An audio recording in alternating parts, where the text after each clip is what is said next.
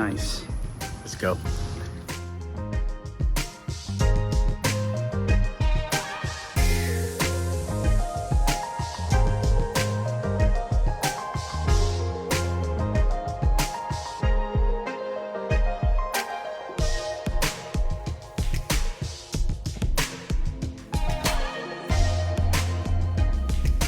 What's going on, everyone?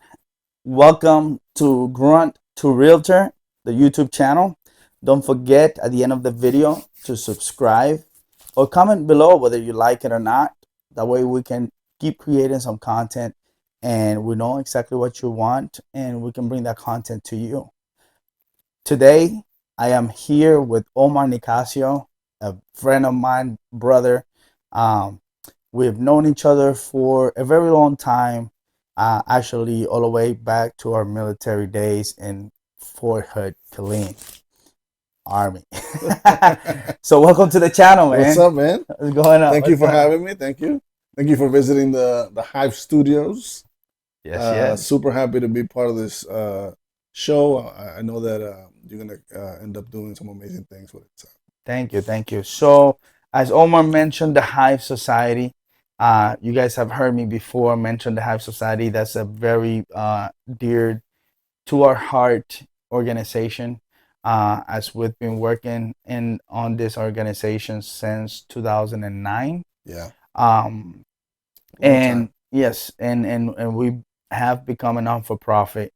This organization. You want to tell us a little bit about the Hive and our mission and all that? A pleasure, man. Always want to talk about the Hive. So, the Hive Society, it's a passion project for myself and others. We have a lot of people that are invested in this project, and the reason why is because it has changed lives, it has impacted lives, and for us it's near and dear to our hearts because we unfortunately lost a friend of ours, mutual friend Chris Harris, to suicide, and I feel like it could have been prevented. I feel like we could have done better as a team, as leadership that was around us. We could have done way better. So the High Society is designed to kind of like help people feel like, hey, I'm still part of that brotherhood. I can call someone, someone can call me. We do welfare checks, enhancement coaching, all things like that. But it's a project that I believe that it's rare. I always say that it's the greatest nonprofit that you never heard of because a lot of nonprofits out there are amazing, but we go deep. We actually like do welfare checks continuously, and we just want everyone who's a part of it to feel like, hey, we're still in that brotherhood. Yeah, absolutely, Yeah. absolutely. And it's funny that you said that, that you mentioned that there was more that could have been done Hmm. in terms of the leadership, Yeah. in terms of, the military itself and even ourselves. Yeah. I mean, things that we learned throughout the process. And when you say that, what exactly do you mean in terms of that? Well, I think being in the military is not easy, right? Everybody is going 1,000 miles per hour, right? And it's a culture of strength, and we're all very proud of that, right? But I think sometimes, I think back then, we were not prepared for the indicators. Mm, If we would have known the signs, we could have done mm, better for him. I think that, mm, he was kind of basically yelling for help, screaming, "Hey, can somebody?" But we just didn't see it, and I'm not saying that this was our fault, of course not, but it's definitely something that I believe could have been prevented if we knew and we understood the indicators that people will put right in your face when they're in that type of situation, depression and anxiety and things like that. I mean, obviously, we all get all these briefings about suicide prevention, right? And we get that yeah. card and stuff like that. But I feel like more could be done. I feel like it needs to be more of an in-depth process because I feel like, man, our suicide rate is ridiculous. You Yeah. know, so definitely, I feel like we could do better. I feel like programs like the Hive Society are programs that can help people in and out of the military. Yeah, absolutely. Yeah. I definitely believe so. Yes, that's why we are very big on being advocates for mental health Yeah. help. And yeah, you're not too tough to get help, right? No. Actually, what makes you strong is the fact that you recognize that you need help and you're able to get it. Absolutely. And And I just want to, if you don't mind, I just want to put that out there.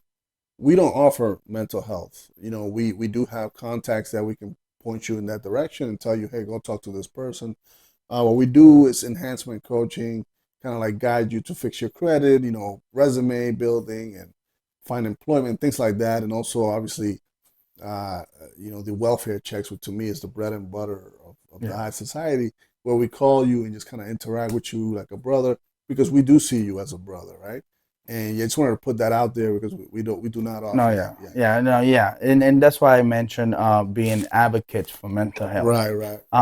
And yes, so in on my previous video, I spoke about how much I struggled finding that thing once I came out of the military. Um, that was fulfilling to me. And we kind of help with that aspect of the transition and figuring out, hey, maybe we don't have all the answers for you, but we can guide you to where to get the answers. Right. And which is great for a lot of soldiers because a lot of veterans, we all deal with that issue. Mm, For moving on to other things, I know in your trajectory, we met in Killeen, Texas, yeah. and Fort Hood, and Which is no longer for Hood. which is no longer is Fort I Cavazos, don't even know. Fort Yeah. Cavazos now. So It's yes, another story for that's another day. there's another story on its own. But Yeah. we met back then, and we just stayed close Yeah. throughout the years. And you went back to New York. Yeah. I actually went to Georgia Right. because my family was living there at that time, and then Houston. Yeah. Tell me about Houston. Why Houston? Man, a lot of it's kind of funny because now a lot of people are moving to Houston, and it's like people are like, man, I just discovered this place, and I'm having fun, but they don't understand. Like, I found Houston years ago because I was like in desperation mode, right? When I moved to New York, I was like what you call lost in the sauce. Couldn't find work. Eventually found a job, a decent job, but it was difficult to make ends meet. New York is Yeah, an expensive city, as you guys know, and man, I was losing my mind. So I started don't, doing don't get yes. me wrong. I love New York. Oh, I absolutely. don't know if I could live in New I York miss it. again. Yeah, I miss New York. Nothing yeah. makes us feel alive like New York I makes miss us it. feel Yeah, alive. But in order and when it comes down to living at peace and in a pace that we like, yeah, yeah. It's uh, just places like this make your money go further, right? mm-hmm, So like Arizona, places like Houston, those places your money actually gets a little better. The taxes are different, right? I found this out of desperation because I had some free time between the time I got out and before I moved, and I was like, man, I have some money, I have some free time. Let me start looking around at some of these places. And I went to Dallas and San Diego, all these other places, and Houston stood out to me mainly because of the cost of living yeah, and the fact that Texas loves veterans, right? So, so we wanted to, give it a test run. I came here for about 6 months and lived in a hotel. It was a sucky experience, but anyway, I had a realization. I said, you know what, something could happen here. I saw almost like the future. I could see all these constructions going up and stuff, and I immediately started messaging some friends like, hey man, come over here. And it was difficult to convince the wife, right? Because New yeah. York is New York, right? But I'm happy I made a decision. I think that Houston is a place that is still growing. A lot of people are coming here, and this is just the tip of the iceberg for this place. This a lot of people are coming here and finding that, hey man, this is a better life for me.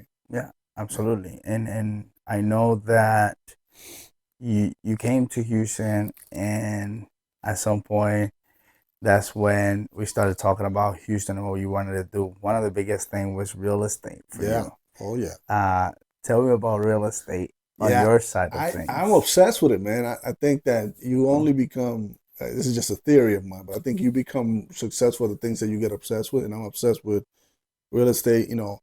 I come from zero. I come from not having much, and I think that a lot of people, especially if you're a veteran, you should go out there and do your research, find yourself a good realtor, ask questions and really educate yourself about real estate, right? Because there are so many opportunities in real estate. It's not just one way Yeah. to make money. You can make money so many different ways.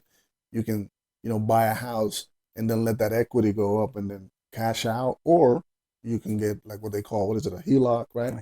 So Yeah. that's another subject. But the crazy part about it is, and why I encourage people to look into it, is because there's so many avenues to you actually building some wealth. I mean, yeah, I'm sure we've all heard the videos of people, saying you can build wealth with real estate, right? But it's legit. Like, you have to be smart, obviously, because it's still risky. But Yeah. that's why I said, talk to yourself, to a good realtor. Hey, man, what should I do? Obviously, there's realtors out there that know a lot about real estate, but Hmm. there's some like yourself that have an idea and understanding of what it is to invest and say, okay, how do I get started? What should I do next? What to Definitely, look for and all yeah, that. find yourself a good realtor, and I'm still I'm at the early stages, but I'm still very happy with the outcome. I started with zero, and now we have some money that we were able to build up because of Yeah. buying this home. Yeah. So, Yeah, and it's interesting because that goes to show, actually, just to give a little background to that story, whenever I decided, which was the craziest move, I came here to check out Houston because he said, "Hey, come check out Houston." yeah, just come check it out. And I came, checked it out, and a week later, I was on a drive down here. Crazy, right? When you called me and you were like, "Yeah, I'm actually driving," I was like, "Whatever, man." But he was legitimate drive. I was like, "Oh, okay." Yeah, he did it. I was Yeah. like, "Okay." So, and I knew that I wanted to get involved in real estate. We both kind of Yeah, found this passion in real it's estate. it's addicting, isn't it? It is, and but we found it in different areas. Mm-hmm. And that's the beauty of real estate, right? So you able to. There's so many areas of real estate and so many ways to serve in real estate, Oh yeah. or have real estate serve you. Yep. For you, the investor side of things, the that was something that caught your attention. Yeah, I fell in love with that. And yeah, and then on my end, I decided to go to real estate school and get my license and all that, and the serving the people and all that, which made us even a stronger team Yeah. because now I'm able to learn certain things from the investment side. And every once in a while, I'm like, hey, this is what's going on in the market Yeah. right now. I have This a is bunch of what's questions happening. for him. Yeah. Yeah. So it's very interesting, and definitely a journey that is worthwhile, but it's a slow journey, right? So it's not a journey that you're gonna come in. A lot of people have this idea that they're gonna come into Yeah. real estate Yeah. and they're gonna start making money the moment that they step Mm-mm. in. Mm-mm. And I learned from Brandon Turner, which is one of these books here. I learned that the first deal is the hardest deal because yes. you're like, you don't know what you're doing. Some people choose not to talk to a realtor or choose not to go to these investor meetups, right? That they choose to do it on their own, and it's the hardest deal because you're like, I don't know what I'm doing. I'm just jumping in the water and seeing what happens. So you have to do your due diligence. Just don't fall into analysis paralysis, right? Yeah. But yeah. Yeah, and so tell me, like, people that you look up to, or that you try to learn the most and you observe and watch and things like that. Who are those people that Man, you I don't want to butcher the names, but I know Thatch Nugent, or passionate? Yeah, okay. yeah, Brandon Turner. And Thatch, he's a realtor. Yeah. Brandon Turner, who's an amazing investor. I mean, he has like, I think it's 200,000 properties. And the guy is blown up. He just donated $1 million to Hawaii Wow. for the fires. Yeah. Um, Pace Morby, obviously, who's like Yeah. the king of the creative financing thing. Which I've spoken to other people that they're like terrified of that because they're like, I don't know if I should do it. But definitely Pace Morby. There's a whole bunch of guys out there that I listen to. Also up and comers that are trying to invest, but also they're very knowledgeable and they have Mm. YouTube channels as well. And those guys Yeah. are knowledgeable. And I feel like those guys are giving you the information because you're not going to get mentored by those guys. It's kind of Hmm. difficult, right? But the information, if you start watching their videos, you could actually make your first deal just watching some of their videos. Like Kind of it's, putting pieces oh together my and all God, that. yeah. Takes Yeah, time, obviously, but and you have to, like, that's the beauty of real estate. You constantly need to keep learning, yeah, and you need to keep reading, need to keep studying those people that are there where you want to be. right. And it's definitely is a journey for sure. I want to invite you to go ahead and hit the subscribe button and the bell button so you can be notified when the next video comes up. I'll see you on the next one.